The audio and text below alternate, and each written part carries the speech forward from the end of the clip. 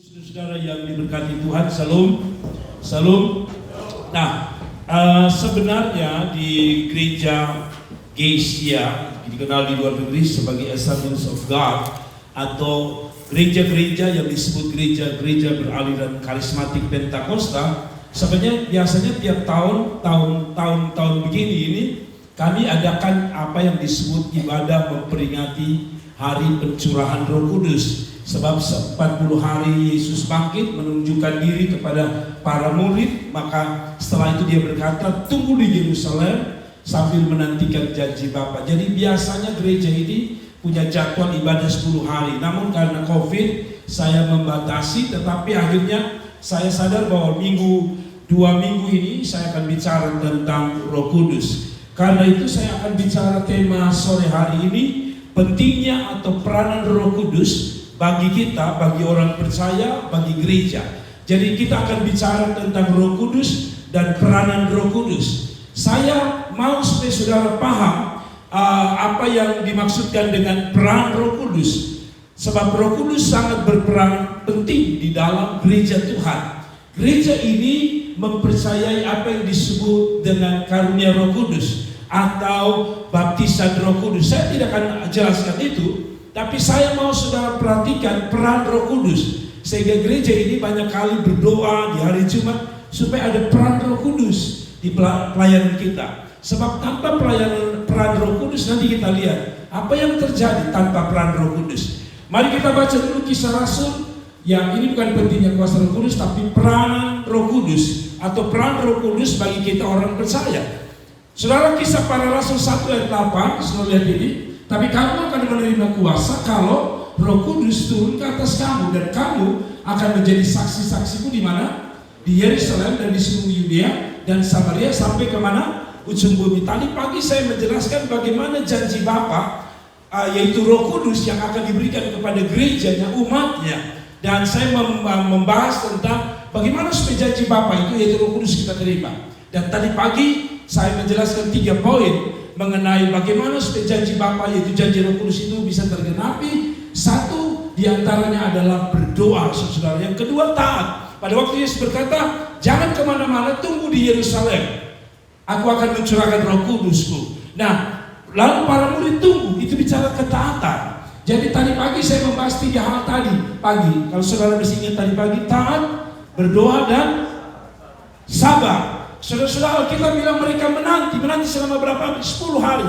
Hari ini kita tahu bahwa mereka menanti 10 hari. Tapi waktu itu, dalam doa mereka di loteng Yerusalem, mereka tidak pernah tahu akan 10 hari bahwa Roh Kudus tercurah. Tapi mereka sudah menanti. Jadi saya punya poin 3 tadi, bahwa satu, untuk menunggu atau mendapatkan janji Tuhan itu, yaitu Roh Kudus, maka 3 perkara. Satu, yaitu taat. Kedua, berdoa. Dan yang ketiga, apa tadi? Sabar menunggu waktu Tuhan. Nah, sore hari ini kita melangkah pada seri berikut. Jadi begini, setelah gereja Tuhan dapat Roh Kudus, pertanyaannya, untuk apa Roh Kudus? Apakah Roh Kudus hanya sekadar Allah yang disebut Allah Tritunggal, Bapa, Anak, dan Roh Kudus? Kita hanya sebatas itu saja. Selama ini kita hanya tahu Bapa, Anak, yaitu Yesus Kristus, dan Roh Kudus. Tapi banyak orang belum tahu tentang peran Roh Kudus. Nah, karena itu saya bahas peran Roh Kudus dari Kisah Para Rasul pasal yang kedua. Pasal 1 dia berjanji, atau mereka Pasal 1 dia berjanji memberi Roh Kudus. Pasal 2 dia beri Roh Kudus. Kalau begitu pertanyaan sederhana, untuk apa Roh Kudus? Mari kita baca Kisah Rasul 2 ayat 1 sampai ayat 47. Tapi saya tidak baca semua karena tidak mungkin kita bahas semua. Nah, tapi kita baca saja ayat 1 sampai ayat yang keempat saja. Saudara perhatikan di ayat ini. Kisah Rasul 2 pasal 1 ayat 4 sampai ayat 47, tapi saya hanya baca 1 sampai ayat 4. Ketika tiba hari Pentakosta. Jadi hari apa? Pentakosta. Itu sebabnya gereja, saudara harus tahu bahwa hari Pentakosta berbeda dengan gereja Pentakosta. Karena gereja itu disebut Pantekosta, ya, bukan Pentakosta. Sebenarnya gereja yang benar adalah gereja Pentakosta. Maaf, tidak ada kata Pantekosta. Sebab Pentakosta itu dari kata penta yang berarti 50. Hari ke-50 itu sebabnya setelah 40 hari Yesus bangkit, 10 hari tambah pencurahan Kudus jadi 50. Pentakosta, ingat, kalau orang tanya Anda aliran apa? Saya aliran karismatik Pentakosta, bukan Pantekosta.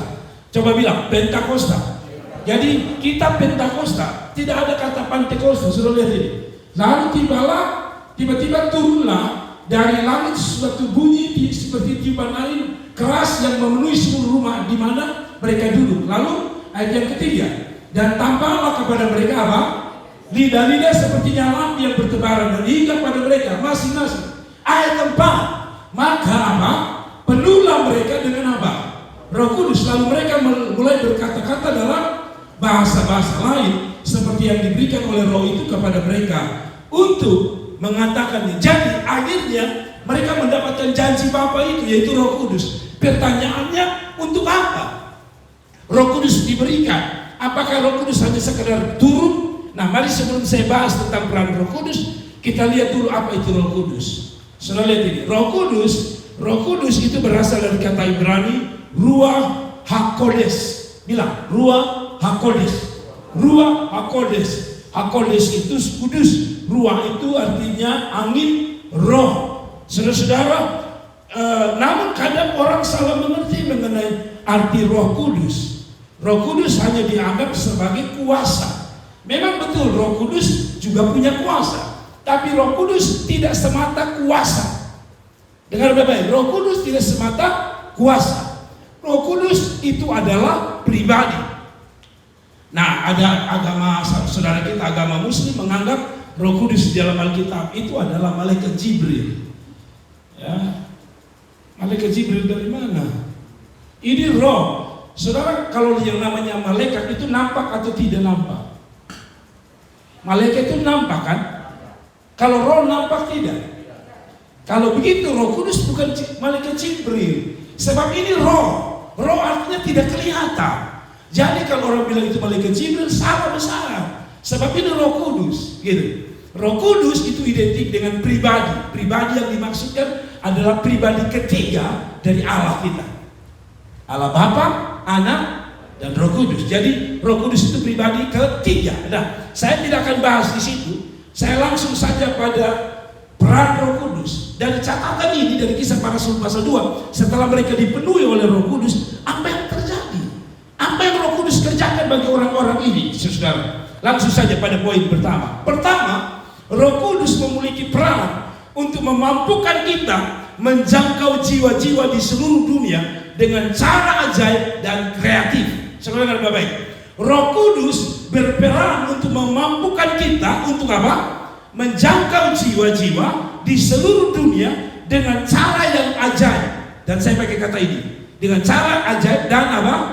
Kreatif. Saudara, kita baca ayat yang kedua, 3 dan 4. Coba saudara lihat ayat yang kedua, 3, 4. Tiba-tiba turunlah dari langit satu bunyi seperti apa?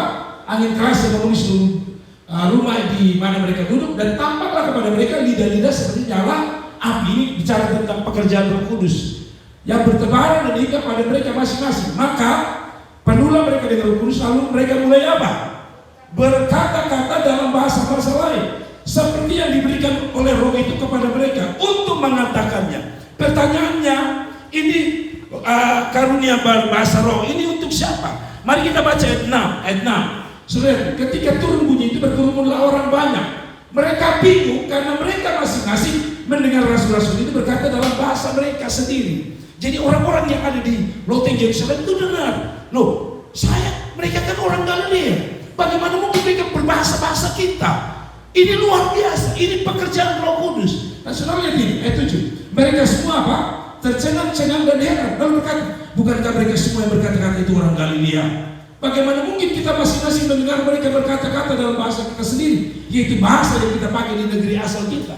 Ternyata saudara tahu, Yerusalem itu seperti Jakarta dan Surabaya. Kumpulan semua orang-orang, jadi Rote, Sabu, Batak, Medan, Sulawesi kumpul. Nah tiba-tiba, kalau dia bahasa begitu, tiba-tiba orang berbahasa Bugis, orang berbahasa Sabu, orang bahasa Rote, padahal itu orang Jakarta misalnya. Sehingga orang kata, loh, dia kan bukan orang Kupang, kenapa dia bisa bahasa Kupang? Dia kan orang Galilea, tapi kenapa dia bisa berbahasa seperti bahasa saya? Nah, bahasa apa saja yang dibicarakan di sini, atau bahasa apa yang digunakan oleh Roh Kudus? Kita baca ayat selanjutnya. Saudara lihat ini, ayat selanjutnya, ayat yang ke-9. Kita orang apa?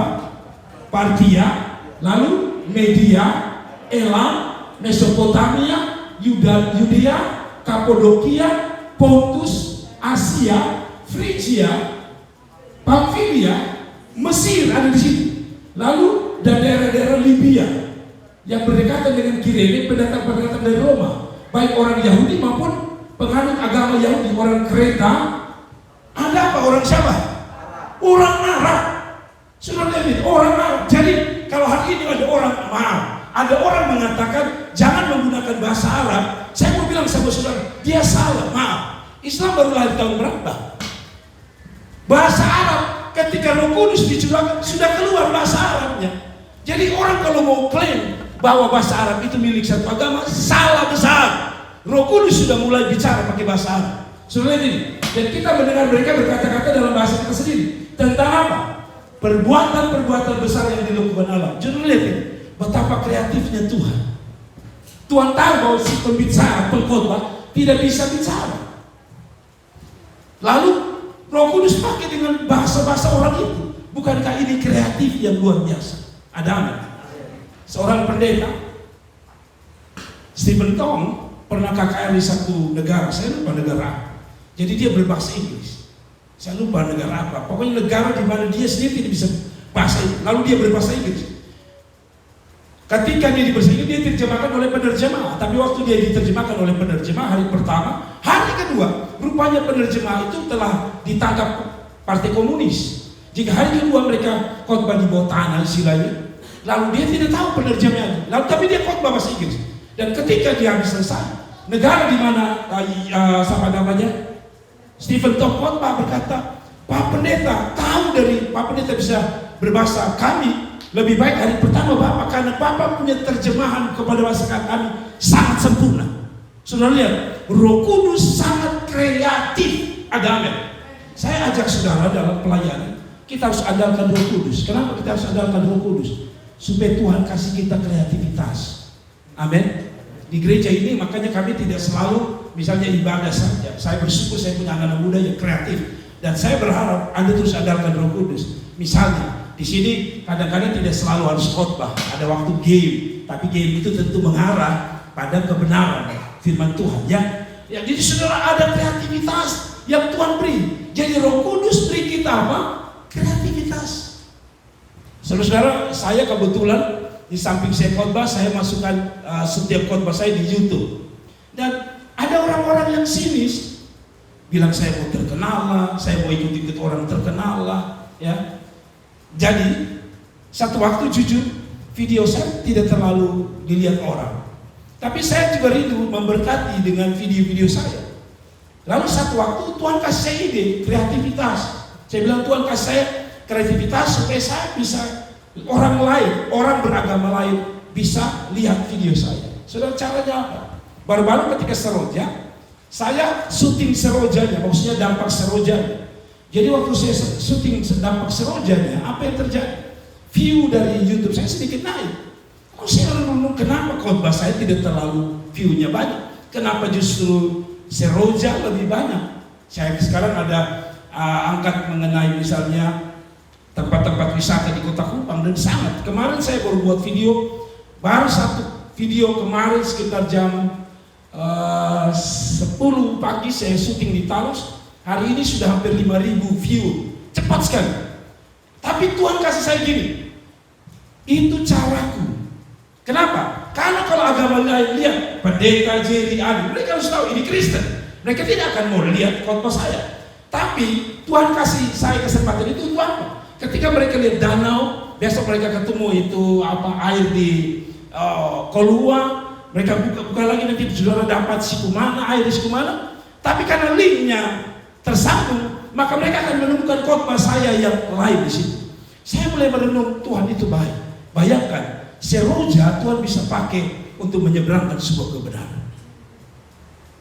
Kalau saudara kehilangan hikmat untuk bicara kepada suamimu, anak-anakmu, karena kepala sakit kita tidak bisa atasi dia, berdoa supaya Tuhan memberi kita kreativitas dan hikmat.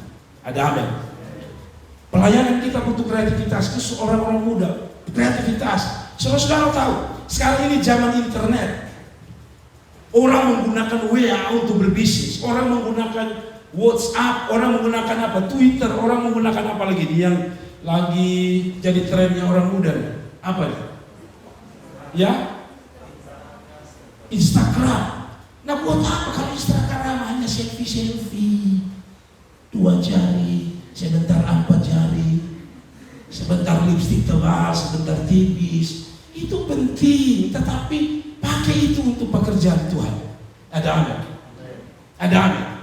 Saudara-saudara, saya mau bilang sama saudara, pakai semua untuk kemuliaan Tuhan. Apa saja. Ya, jangan alergi dengan teknologi. Teknologi itu adalah hasil Tuhan kasih mereka otak untuk buat teknologi. Yang penting teknologi itu tidak digunakan dengan cara yang salah. Mengerti ya?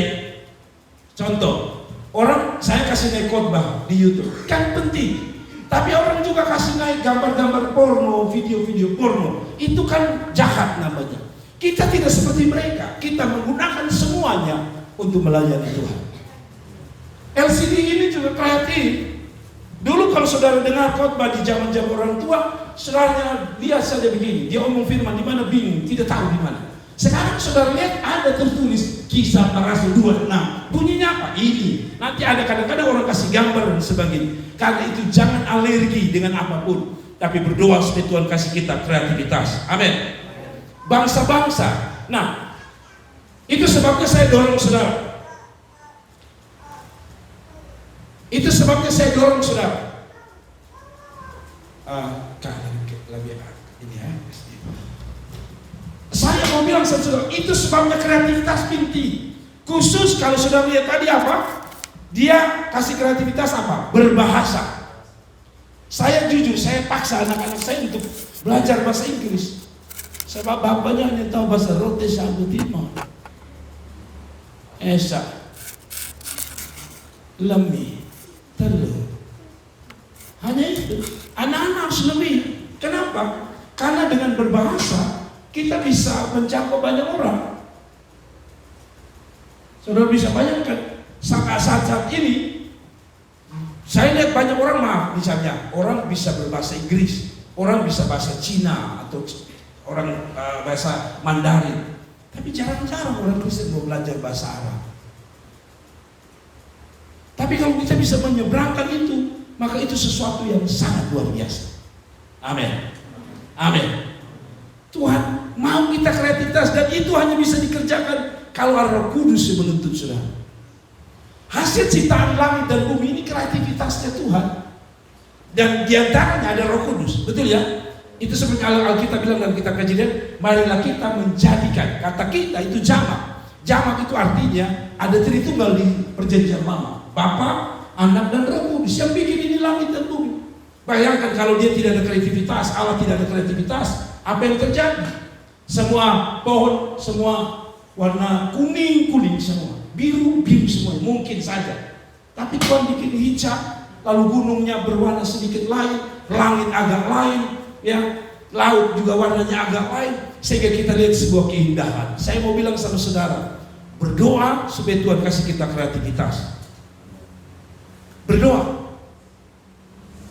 Orang dapat jodoh saja kreativitas, ya kan? Dapat kreativitas. Waktu saya dengan istri saya pakai kreativitas ini. Istri saya pas rapat, saya ngajak kasih perhatian. Istri saya juga begitu. Pas dia juga kreativitas yang tinggi sekali. Pas makan mau tua yang bayar. Padahal saya lagi berdoa, Tuhan sampai yang bayar itu jodoh saya. Dia bayar, itu kreativitas namanya. Ada amin. Haleluya. Tapi saudara jangan bayar terus, saudara bangkrut nanti. Yang kedua, Roh Kudus memberikan kita keberanian untuk menyampaikan kebenaran firman Tuhan, atau memberi kita keberanian untuk melayani. Saudara lihat Kisah Para Rasul yang pasal 2 ayat 14. Lihat ini. Maka bangkitlah Petrus. Perhatikan siapa yang bangkit berdiri? Siapa? Nah, saya. Maka bangkitlah Petrus berdiri dengan ke-11 rasul itu, dan dengan suara nyaring dia berkata kepada mereka, hai kaum orang Yahudi dan kamu semua orang yang tinggal di Yerusalem, ketahuilah dan camkanlah perkataanku ini. Orang ini tidak mabuk seperti yang kamu sangka, kan hari baru pukul 9. Tetapi itulah yang difirmankan Allah dengan perantaraan Nabi Yoel. Tapi saudara, ayat lanjut lagi, ayat yang ke-23. Dia yang diserahkan Allah menurut maksud dan rencananya telah kami salibkan dan kamu bunuh oleh tangan bangsa-bangsa durhaka. Tapi Allah membangkitkan dia dengan melepaskan dia dari sengsara maut, karena tidak mungkin dia tetap berada dalam kuasa maut. Jadi seluruh kaum Israel harus tahu dengan pasti. Jadi kalau dia lagi khotbah dia bilang, hai Israel, kamu salib. Berani sekali dia. Allah telah membuat Yesus yang kamu salibkan itu menjadi Tuhan dan Kristus. Pertanyaan saya sama Petrus sebelumnya. Petrus penakut. Perempuan tanya dia, kau kan pengikut Yesus? Saya bukan. Kau karan saja. Lalu waktu kita berkata, kau ini Petrus, kau ini. Lalu Petrus berkata, kamu sembarang. Tidak, bukan saya. 3 kali akhirnya dia menyangkal Yesus.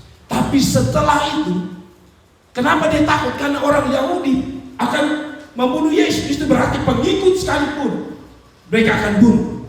Tapi setelah dia dipenuhi oleh Roh Kudus, saudara tahu, dia berani bicara dengan orang Yahudi. Hei, kau yang bunuh, saya tidak takut. Seolah dia berkata, saya tidak takut. Saya mau menyampaikan tentang Yesus Kristus adalah Tuhan dan Juru Selamat saya. Jadi kalau saudara takut melayani, karena saudara belajar untuk menggunakan kemampuan. Kalau saudara disuruh maju ke sini, ayo minggu depan tugas kamu doa. Kenapa saudara bilang jangan Pak Pendeta, suruh lain. Kalau kita berdiri di mata, karena saudara mau pakai kekuatan. Tapi kalau saudara mengandalkan kuasa Roh Kudus, saudara sanggup berdiri di sini. Ada keberanian itu muncul karena ada kekuatan yang besar dari dalam, yaitu kuasa Roh Kudus. Saudara jangan pikir orang sekolah pendeta otomatis dia berani, saudara. Biasanya kalau praktek khotbah itu, kita harus khotbah di depan-depan dosen yang pintar-pintar. Dan saudara salah langsung ditubuh, salah. Sehingga kalau orang berdiri di depan dosen, gemetar luar biasa. Hanya ada satu teman saya yang tidak takut dengan dosen. Dia khotbah. Lalu saya tanya dia, kok kebetulan dia orang Cina, kok kenapa kau berani dengan khotbah di depan para dosen, rektor? Dia bilang, ya karena saya tidak melihat. Saudara tahu kok namanya Koweli. Dia ini buta. Dia bilang sama saya buta. Saya tidak tahu siapa yang ada duduk situ. Saya lapis saja. Pokoknya saya omong saja. Kalau kamu buta melihat, sehingga kamu bisa lihat ada rektor di situ, ada dosen homiletik di situ, ada dosen hermeneutik, ilmu menafsir. Kalau saya tidak. Sekalipun orang bilang ada dosen, saya tidak tahu ada dosen di situ. Bisa saja dia tipu. Tapi keberanian itu orang buta saja berani. Tidak melihat, tapi dia berani. Kita bisa melihat kuasa Tuhan. Harusnya kita lebih berani di dalam melayani Tuhan, menyampaikan tentang Tuhan Yesus. Amin. Saya ingat pada waktu praktek penginjilan pertama di Malang. Saya waktu kuliah di Malang, saya gemetar karena saya harus berhadapan dengan orang-orang agama seberang, saudara sepupu. Kami harus banyak doa, karena kami harus bicara bukan kepada sesama agama Kristen, kepada mereka. Salah satu teman saya ketika bicara, maaf, dia diperkosa di sebuah kelompok anak-anak muda. Dan saya mulai sedikit trauma dengan dengar dia disiksa, kalau boleh saya bilang. Akhirnya saya berdoa dan puji Tuhan, akhirnya saya bisa menginjil beberapa orang walaupun dengan tadi kreativitas dan hikmah. Jadi kalau kita melayani mereka di sini, sampaikan firman Tuhan sini, jangan tetap di sini, hilang ke tempat lain. Jadi kalau mereka mau pergi tampil polisi kah siapapun dengan alasan memaksa agama kepada mereka, kami sudah hilang. Tapi saya merasa bahwa tanpa Roh Kudus tidak ada keberanian. Ada tahun 95 ketika saya sekolah, saudara masih ingat peristiwa Situbondo? Saya berada di sana. Cukup kami diteror. Tapi sekali lagi sampai hari ini saya masih melayani Tuhan. Saya percayakan ada kekuatan daripada Roh Kudus. Ada amin. Tanpa Roh Kudus kita tidak kuat, saudara. Yang ketiga, Roh Kudus memberi kita karunia-karunia roh. Saudara, Roh Kudus memberi kita apa? Karunia-karunia roh. Ayat 17-18, coba kita lihat. akan terjadi. Perhatikan baik-baik. Mari kita berdoa supaya saudara mendapatkan sesuatu, yaitu kasih karunia Tuhan atau karunia Roh Kudus akan terjadi pada hari-hari terakhir. Kapan hari terakhir? Sekarang. Demikianlah firman Allah, bahwa aku akan mencurahkan rohku ke atas semua manusia. Maka anakmu laki-laki dan perempuan akan apa? Bernubuat. Dan teruna-terunamu akan mendapat apa? Penglihatan-penglihatan. Dan orang-orangmu yang tua akan mendapat. Saudara, karunia ini bicara karunia roh. Juga ke atas hamba-hambaku laki-laki dan perempuan kucurahkan rohku pada hari itu. Dan mereka akan bernubuat. Kalau saudara baca 1 Korintus pasal 12, itu ada rupa-rupa roh karunia di situ. Saya sisi tidak ada, tapi saya coba baca untuk saudara. 1 Korintus pasal 12 ayat 1 dan seterusnya. Tapi saya langsung lompat ayat 4. Saudara dengar. Ada rupa-rupa karunia, tapi satu roh. Dan ada rupa-rupa pelayanan, tapi satu Tuhan. Dan ada berbagai perbuatan ajaib, tapi Allah adalah satu yang mengerjakan semuanya dalam semua orang. Tetapi kepada tiap-tiap orang, ayat yang ke-7 dari 1 Korintus 12, dikaruniakan penyataan roh untuk kepentingan bersama. Sebab kepada seorang Allah, perhatikan, hitung berapa ini karunia-karunia ini. Sebab ia memberikan kepada seorang roh, memberikan karunia untuk berkata-kata dengan hikmat. Jadi karunia pertama apa? Karunia hikmat. Oke. Dan kepada yang lain roh yang sama memberikan karunia berkata-kata dalam pengetahuan. Mungkin ini yang disebut marifat. Yang ketiga, kepada seorang roh sama memberikan iman. Jadi iman itu karunia ya, bukan karena saudara hebat-hebat. Iman itu karunia. Kepada seorang roh memberikan iman, dan kepada yang lain ia memberikan karunia untuk menyembuhkan. Ya, tadi saya baru dengar ada seorang pendeta, khotbahnya bagus, tapi dia paling takut doakan orang. Karena menurut dia di dalam sejarah pelayanannya, kebanyakan yang didoakan 98% mati. Kalau saudara mau mati, pergilah ke pendeta itu. Hanya satu kali dia KKR, tiba-tiba jemaat itu mengatakan, Pak Pendeta jangan hanya khotbah, Bapak Pendeta khotbah bagus, tapi kami mau malam ini KKR. Jadi dia mulai bingung. Dia undang malam pertama, maju semua. Orang bau, orang lumpuh, buta semua. Dia bingung. Dia bilang, Tuhan tahu kan saya tidak punya karunia. Doa malam itu tidak terjadi apa-apa. Dia pikir besok pasti orang sedikit, jadi dia bilang tidak apa-apa, besok total 5, asal jangan disuruh doakan orang sakit. Besoknya orang datang lebih banyak, dia bilang Tuhan tolong. Lalu dia panggil orang, dia berkata, maju, saya doakan. Habis dia doakan, dia bilang, Tuhan jangan permalukan saya. Tiba-tiba ada seorang bapak berdiri, haleluya, saya telah lumpuh bertahun-tahun, saya sembuh. Tapi dia bilang sejak itu tidak lagi pernah terjadi. Setelah itu hanya kematian. Tapi apapun yang terjadi, Tuhan telah memberi karunia. Ada amin? Saya masih ingat waktu awal-awal saya mengenal Tuhan, saya suka lihat di orang-orang khotbah dulu. Kalau sekarang banyak YouTube ya, jadi kita bisa lihat Benny Hinn, siapa lagi? Maurice Cerullo, pengkhotbah-pengkhotbah besar, siapa lagi? Almarhum yang baru-baru meninggal, si Reinhard Bonnke. Reinhard Bonnke itu kadang-kadang dia berkhotbah, orang lumpuh sudah jalan. Dia baru buka Alkitab, orang buta sudah melihat. Wah, luar biasa. Nah, itu Alkitab kata, kepada seorang roh memberi kuasa untuk mengadakan apa? Mujizat. Dan kepada lain yang memberi karunia untuk bernubuat. Dan kepada yang lain lagi yang memberikan karunia untuk membedakan bermacam-macam roh. Kepada seorang yang memberikan karunia untuk berkata-kata dengan bahasa roh. Dan kepada yang lain yang memberi karunia untuk menafsirkan bahasa roh. Tetapi semua ini dikerjakan oleh roh yang satu dan yang sama yang memberikan karunia kepada tiap-tiap orang secara khusus seperti yang dikehendakinya. Jadi jangan iri dengan orang. Yang kita minta adalah Tuhan rindukan itu, berdoa supaya Tuhan kasih kita karunia rohani dalam hidup kita. Ada amin. Saudara setuju? Saudara mau? Saudara mau? Satu waktu saya masih ingat Pendeta Pariaji datang ke Kota Kupang.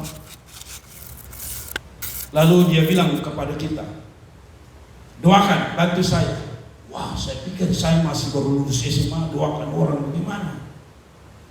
Lalu dia bilang, tidak apa-apa, semua buka tangan, saya mau berdoa.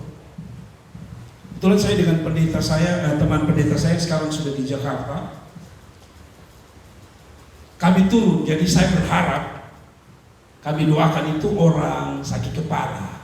Kalau orang sakit kepala lebih gampang doakan. Tapi waktu kami dua turun, seorang bapak menghadap kami berdua. Lalu bapak itu bukan sakit kepala atau sakit gigi yang gampang, kalau secara akal-akalan lebih gampang doakan begini. Tapi bapak itu berkata, saya sudah lama buta. Sudah tua lagi. Hai dengan kawan yang aku lihat, aduh Tuhan, lu doakan sudah. Teman saya bilang, lu dahulu ya. Akhirnya kami doakan, saudara-saudara. Habis doakan, kami sendiri tidak percaya. Karena waktu habis doa itu di lapangan Polda sekitar tahun 93, kalau salah. Tahun 93 ada yang baru lahir 93. Ada yang masih jadi beras waktu itu. 93 kami doakan. Dan orang tua itu berkata, saya lihat, wah hari itu saya merasa bahwa, wah Tuhan itu luar biasa. Wah akhirnya kami ke OKBT. Saudara, mungkin karena sudah lihat itu ya, ada satu orang sakit, perutnya bengkak luar biasa. Kami dua, saya bilang, kita dua seorang lain, kita dua saja. Jadi kami dua, puji Tuhan malam itu sembuh lagi. Saya mulai praktek beberapa kali. Kami datang di rumah sakit umum. Kebetulan ada teman saya punya om yang Ibu Pendeta Moniliska Heboy, istri dari Pastor Julius, punya om itu sakit yang sudah parah. Dia ada di ruang khusus dan dia harus habiskan sekian botol infus. Saya masih ingat persis. Dan ketika kami doakan dia, apa yang terjadi? Saya bilang tiba-tiba saja, mungkin karena 2 kali saya pikir pasti Tuhan tolong lagi. Jadi dengan kebodohan saya, dengan kepolosan saya bilang sama dia, besok ini infus dilepas. Setelah pulang baru otak saya sadar, bodoh minta ampun. Kalau besok tidak lepas, dia pulang nyawa yang lepas, dong bilang apa sama saya. Tapi heran, besok mereka kasih tahu, om kami sudah keluar dan dokter mengatakan tidak boleh lagi ada infus ini. Saya pikir-pikir Tuhan itu luar biasa. Ada amin. Doakan saja. Seorang hamba Tuhan mengatakan begini, doakan saja. Nanti dia mati, tinggal saja kan. Kita hanya doa. Yang kerja siapa? Roh Kudus. Jadi saudara tidak ada urusan dengan kesembuhan. Doakan saja. Dia mau sembuh, puji Tuhan. Tapi jangan pakai itu cara doa yang lain. Dia katakan, Tuhan kalau mau mati, kalau mau hidup. Bukan. Saudara, tidak boleh begitu. Orang pokok saudara luar biasa. Nah maksud saya adalah, mari kita berdoa, Tuhan pasti kasih kita karunia. Tapi jangan paksa. Karunia itu artinya dari bahasa Yunani karisma, pemberian yang oleh anugerah Tuhan. Jadi kalau Tuhan tidak kasih, jangan paksa. Tapi minimal Anda punya kerinduan. Belajarlah doakan istri dahulu. Dalam nama Yesus tidak sembuh, istri yang olok, belum orang lain. Ada amin. Jadi jangan tunggu pendeta dulu. Saudara bisa doakan orang. Saya dengar banyak orang jemaat awal itu doakan orang sembuh, pendeta belum tentu. Saya tahu ada beberapa orang di Kota Kupang ini, dia tidak sekolah, tapi dia doa orang sembuh. Banyak pendeta jago teologi, tapi doa orang setan bilang, coba lu usir, lari sedikit. Sebab saya ketemu ada pendeta yang takut setan. Pendeta dengan cerita dengan bangga, aduh malam itu saya naik motor, ada yang duduk di belakang saya. Pendeta, biar dia mau duduk situ, biasanya dia duduk tuh. Kan ada kuasa Tuhan bersama-sama kita, amin. Dia mau ganggu, situ saja. Ada yang lebih lucu kalau anak Tuhan takut setan, itu yang saya paling tidak suka sekali. Di gereja bilang Allahku luar biasa, pasti kegelapan mulai angka sedang bangun lagi. Sudah kita bahas di sini, saya bicara ke setan-setan. Kita butuh roh Tuhan, bukan setan-setan. Nah, sampai di mana tadi? Kita sampai pada poin yang selanjutnya. Dari poin yang ketiga apa tadi? Saudara, Tuhan memberi kita apa? Karunia. Dan yang keempat, Roh Kudus mengurapi pelayanan kita. Saudara harus tahu ini. Roh Kudus mengurapi dalam pelayanan kita sehingga orang bisa bertobat, orang bisa sadar, dan yang paling penting orang diselamatkan Tuhan. Pelayanan bukan bicara kepintaran karena kita bisa khotbah. Pelayanan bukan bicara karena kita tahu tentang Alkitab. Pelayanan bukan bicara bukan karena Anda jago musik. Pelayanan bukan karena kita bersuara bagus, tapi pelayanan karena ada urapan Tuhan yang turun ke saudara. Mari kita lihat Kisah Rasul 2 ayat yang ke-36. Saudara lihat ini. Jadi seluruh kaum Israel harus tahu dengan pasti bahwa Allah telah membuat Yesus yang kamu salibkan itu menjadi apa? Tuhan dan Kristus. Kristus itu artinya diurapi. Dari kata Mesias yang artinya apa? Lalu ayat yang ke-37, ketika mereka mendengar hal itu, mereka sangat terharu. Petrus dulu tidak bisa khotbah dengan kuasa, tapi setelah peristiwa pencurahan Roh Kudus atau peristiwa Pentakosta, bukan Pentakosta, peristiwa Pentakosta turunnya Roh Kudus, lalu dia mulai bicara, dan ketika dia mulai khotbah, apa yang terjadi? Ayat 37, ketika mereka mendengar hal itu, mereka sangat terharu. Lalu mereka bertanya kepada Petrus dan rasul-rasul yang lain, apa yang harus kami perbuat saudara-saudara? Jawab Petrus kepada mereka, bertobatlah dan hendaklah kamu masing-masing memberi dirimu dibaptis dalam nama Yesus Kristus untuk pengampunan dosamu, maka kamu akan menerima karunia Roh Kudus. Petrus yang tadi bicara orang tidak mau dengar. Petrus tadi bicara orang tidak peduli. Petrus bicara orang tidak pernah gentar sedikit. Sekarang ketika dia khotbah sedikit saja, kata Alkitab, 2.000 orang menyerahkan diri kepada Tuhan.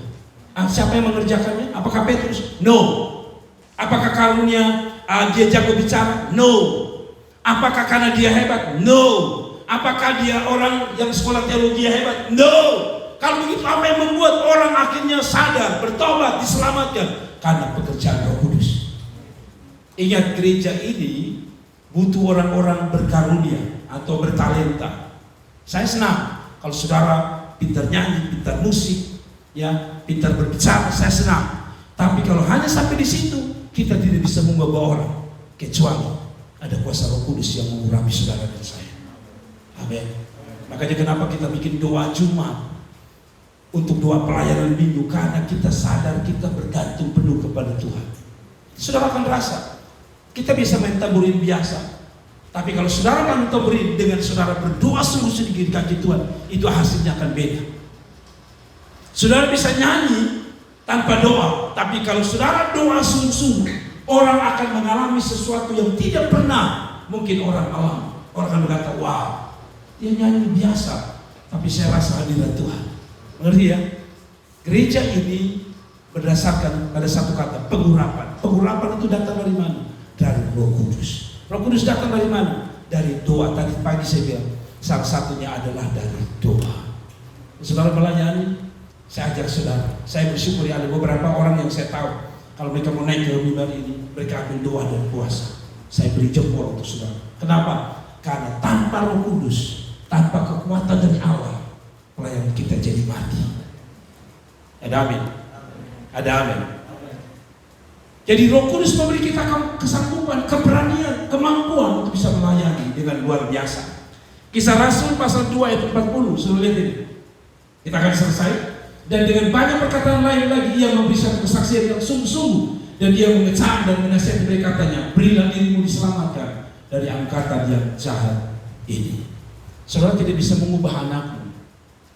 Ada orang-orang yang bergumul dengan anak mereka. Saya tahu ada beberapa jemaat yang cukup frustrasi menghadapi anak-anak dan berkata, Pak Pendeta, saya sudah capek urusin anak, saya tidak mampu lagi. Ya karena saudara dan saya coba mengatasinya dengan akal dan kemampuan. Mereka hanya bisa dirubah oleh siapa? Kudus. Pendeta tidak bisa mengubah jemaat. Jadi kalau saudara datang dan berkata, Pak Pendeta, doakan supaya anak saya berubah. No, pendeta tidak bisa berubah. Pendeta sekali berapapun tidak bisa berubah, kecuali Roh Kudus. Kalau begitu, Anda punya kesempatan untuk mendoakan supaya keluarga dipulihkan Tuhan. Ada amin. Ada amin. Dan yang terakhir, peranan Roh Kudus untuk apa? Untuk memberikan pertumbuhan rohani dan juga pertumbuhan jiwa. Sekali lagi, Roh Kudus memberi pertumbuhan rohani dan juga pertumbuhan jiwa-jiwa. Mari kita baca yang terakhir, ayat 44 sampai 47. Dan semua orang yang telah menjadi percaya tetap bersatu dengan segala kepunyaan mereka adalah kepunyaan bersama. Apa artinya? Ini bicara tentang bahwa oleh Roh Kudus Tuhan telah membuat hati mereka berubah. Mungkin saja mereka dulu ego, Memang saya punya. Ini kan uang saya, ini kan karunia saya, ini kan punya saya. Tapi sejak Roh Kudus menyentuh mereka, ini yang terjadi. Dan semua orang yang telah menjadi percaya tetap bersatu dengan segala kepunyaan mereka adalah kepunyaan bersama. Apa artinya? Hati yang tadinya kikir, hati yang tadinya orang Kupang bilang kakek, diubah Tuhan. Oleh siapa? Roh Kudus. Ada amin. Tidak lagi ini punya saya. Kadang-kadang kan di dalam Tuhan kita masih merasa itu punya kita. Ini kan mobil saya, ini kan uang saya, ini kan bisnis saya, ini kan anak saya. Kita lupa bahwa semua itu kasih karunia Tuhan yang dititipkan kepada saudara. Hidup kita ini bagaikan tukang parkir. Mobil mewah semua boleh parkir di situ, tapi dia tidak punya hak untuk menahan mobil itu. Kenapa? Karena dia sadar saya hanya titipan. Saudara lihat tukang parkir, mundur, kiri, kanan. Semua mobil ada di tempatnya dia. Tapi pertanyaan saya, beranikah dia berkata itu mobil saya? Tidak. Hidup kita pun demikian. Kecantikan, kegantengan, kepintaran, apalagi semua yang hebat dalam diri kita itu titipan. Dan orang yang dijamah Roh Kudus tidak merasa semua itu milik dia, tapi itu milik Tuhan. Kalau Anda sadar bahwa itu milik Tuhan, Anda tidak pernah kikir dengan Tuhan. Yang setuju katakan amin. Jangankan uang, kadang-kadang waktu saja kita tidak kasih untuk Tuhan. Tapi kiranya hari ini kita disadarkan. Yang berikut, yang selalu ada dari mereka yang menjual harta miliknya, lalu membagi-bagikannya kepada semua orang sesuai dengan keperluan masing-masing. Saya berharap bahwa ketika saudara dipenuhi Roh Kudus, ada cirinya. Saudara tidak bisa lihat orang susah. Saya mengajar anak-anak saya. Kalau di jalan ketemu orang susah, mungkin tidak banyak. Kadang-kadang saya hanya kasih 5.000, 10.000. Saya tidak peduli. Tapi maksud saya begini, saya mengajar mereka. Kalau saya digerakkan, saya kasih mereka uang. Dari kecil-kecil mereka, boleh tanya mereka 3 orang. Saya selalu mengajar mereka. Walaupun saya yang digerakkan Tuhan, saya kasih mereka itu, kasih ke opa saya. Kenapa? Karena saya mau didik mereka peka dari masa kecil atas orang-orang susah. Hari-hari ini, orang mau mati, orang mau susah, orang tidak peduli. Padahal dia kaya luar biasa, padahal dia punya harta luar biasa. Tetangga lapar pun kasih 3. Tapi kiranya ketika Roh Kudus menjamah kita, hati kita diubahkan Tuhan. Kita lebih peka dengan orang-orang di sekeliling kita. Yang setuju katakan amin. Lalu ayat yang selanjutnya, dengan bertekun, lihat. Tadi mungkin mereka biasa-biasa di dalam Tuhan, tapi ayat yang berkenaan setelah mereka dipenuhi Roh Kudus. Dan dengan bertekun dengan sehati, mereka berkumpul tiap-tiap hari dalam bait Allah. Tadinya mereka tidak punya kerinduan untuk jumpa Tuhan, tapi setelah dijamah Roh Kudus, hatinya hanya rindu berjumpa dan mengalami Tuhan.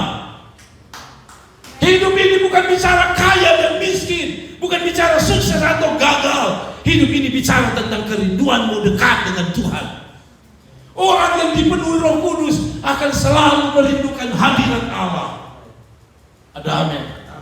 Ada amin. Gereja bukan sekedar Anda kumpul duduk dengan firman Allah dan nyanyi. Gereja adalah saudara datang untuk mengalami perjumpaan dengan Tuhan. Sebab kalau saudara tidak berjumpa secara pribadi dengan Tuhan, satu waktu saudara akan tinggalkan gereja. Kenapa? Karena saudara tidak mengalami sesuatu. Tapi kalau saudara mengalami perjumpaan dengan Tuhan, apapun yang ada di depan tidak akan menghalangi saudara datang kepada Tuhan. Yang setuju katakan amin. Kasih tepuk tangan yang meriah untuk Tuhan. Mereka memecahkan roti di rumah masing-masing secara bergilir dan makan bersama-sama dengan gembira dan dengan tulus hati.